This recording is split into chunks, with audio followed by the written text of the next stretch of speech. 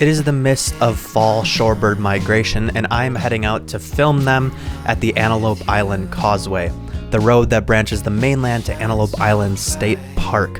It is a great spot for finding shorebirds, with water on either side of the road and plenty of space to pull off on the edges. Let's see what we come across. Hey everyone, welcome back to the channel. If you are familiar with a lot of my videos, you might recognize what is behind me right now. We are, of course, at the Antelope Island Causeway. It is the start of shorebird migration, and so we're hoping to find some awesome shorebirds out here. In fact, we already found some great ones. I got some of my best shots ever of black-bellied plover, so I'm going to show you those now.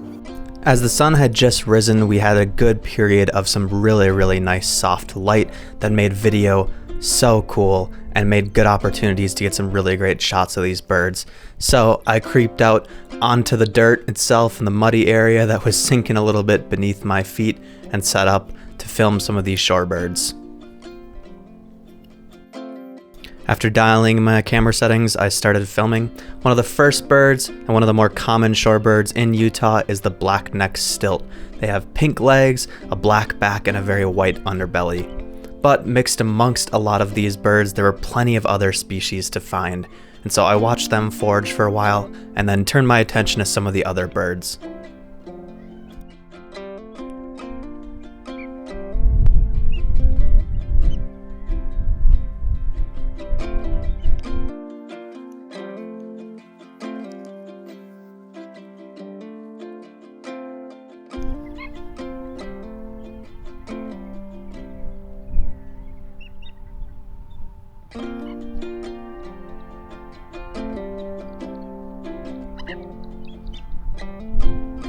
This is the only second time I'd ever seen black-bellied plover, so I was really excited and taking full advantage to get the opportunity to film some. They are by no means rare for Utah. They do come through in spring and fall migration. It's just not a bird I am used to seeing because they're really only here during those periods.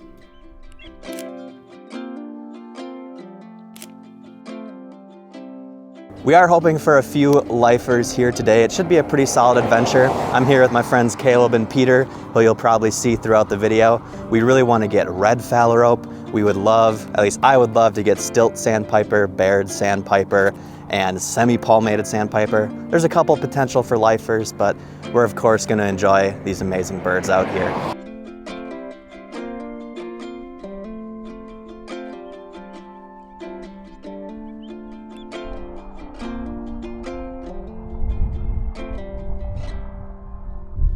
Birds like avocet and phalarope amass by the thousands off the sides of the causeway, so picking through them and trying to find certain rarities is certainly a challenge, but it is a challenge we were up for today. So we had the scope out and we were scanning through these big flocks of birds, hoping to find some new lifers.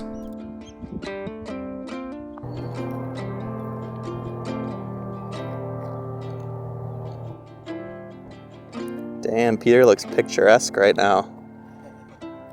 You're all silhouetted.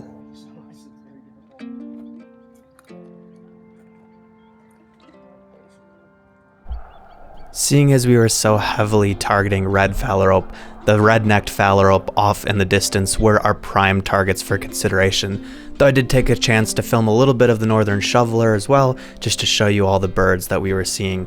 Flocks of phalarope would still fly amongst these shoveler and land and do their foraging behavior where they spin in circles trying to bring up food to eat.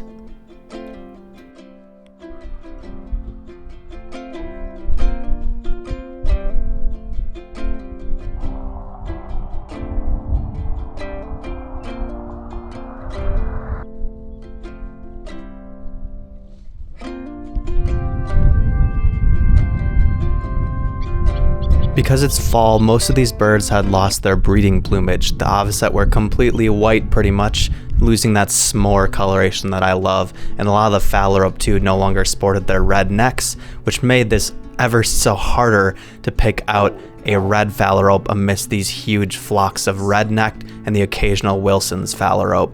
That's sick.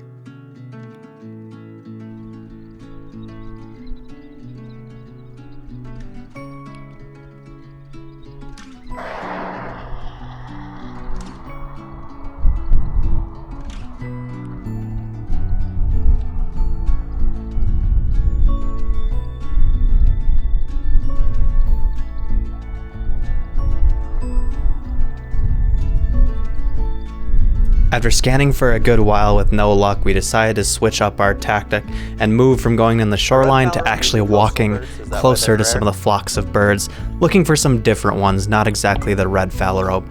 As we descended from the road, we saw a few long-billed curlew walking away from us, and then we trekked out towards the mud flats. Oh God. Oh no.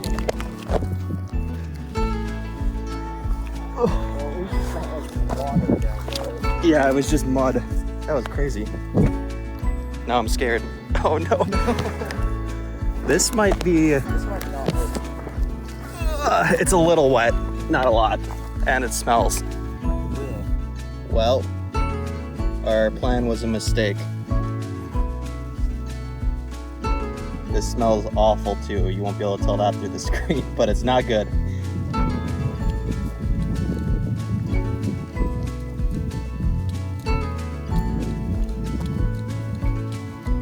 We came across a group of black-bellied plover with one bird in particular in the middle that was smaller than the rest of them. We sat and watched for a long time, got closer every once in a while to see how good of photos we can get. Honestly, I was really proud of our deliberation here. Props to Caleb for picking it out with a scope from so far away, and as we got closer, we confirmed this was a lifer red knot. Okay, pretty big update for you. We believe we just got a lifer red knot for all three of us, which is pretty awesome.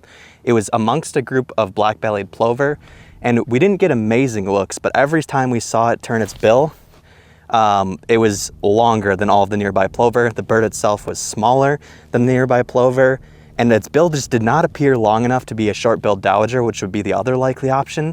So we are pretty certain that is a lifer red knot, which is super cool.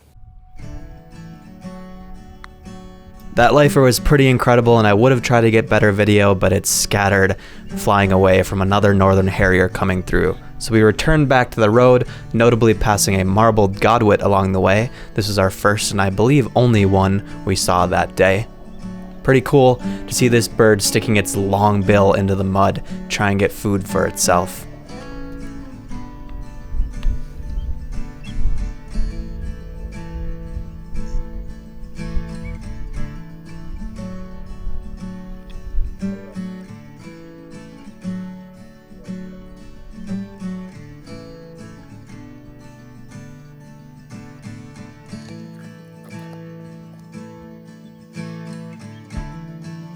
All right, so after finding that red knot and exploring the causeway a bit, we've made it to the marina now, because we actually came to this point as you drive around the marina that has some really good views of all the phalarope out here. Now, we definitely passed thousands of phalarope that were way out there, but we figured getting closer would give our best chance of seeing a red phalarope. So Caleb's currently on the scope right now, picking through as many as we can. If you didn't know, shorebirds are hard. They have such minuscule differences and they're already fairly small birds. So you have to do your best to first pick some out based on size. Then you look at things like the bill, and then you can also try and examine some of the coloration, but that's not really reliable because the light can go off of things differently. And so we're gonna see what we can do, see if we can find a red phalarope here. Wish us luck. While Caleb manned the scope, I took to filming some of the shorebirds just around the area that I was able to see with only my camera. There were plenty of Franklin's gulls chasing around the huge flocks of flies. I loved watching them stick their head out, chasing around these big clusters. It's pretty funny.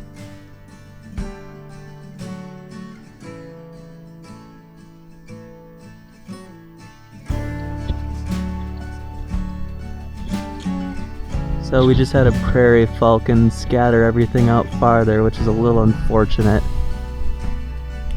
So all these phalarope are currently just feeding in the shallows here and honestly way out into the water there. So there are tons we will not be able to ID because we literally just can't get close enough to check the bill size and check the back and some of the other colorations and features that we would need to successfully ID a red phalarope. But there are a few that are really close here, so I might take a peek and get down low and see if I can show you some of these amazing birds, even if they're not quite red phalarope.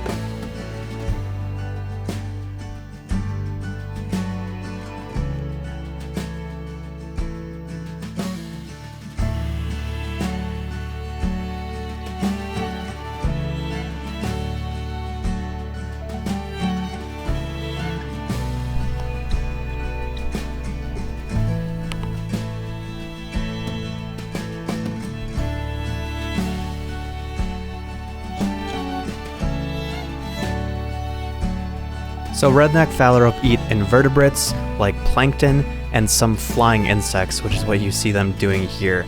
So their main foraging behavior is to sit on the surface of the water, and they go in circles that causes the food to be brought up to the surface. However, when the food, like these flying insects here, is already on the surface, they don't have as much of a need to spin, and they will just happily munch away at what they can grab with their beaks. Now during breeding season, these phalarope normally have a lot more distinctive maroonish red colored neck, which is where they get their name from, that I really wish I was able to see on this day, but I still took a chance to take some photos, as I'm not always around these birds like many of the shorebirds from the video today.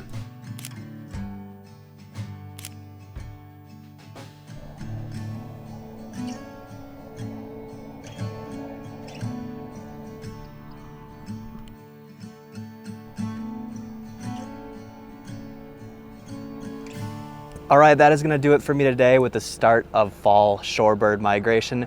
No sandpipers, weirdly enough. You'll probably see me looking for sandpipers in a video shortly, because I was really hoping to get some of those lifers, but it's hard to complain when we picked up the red knot. So I hope you enjoyed today's video. I will see you in the next one. Happy birding.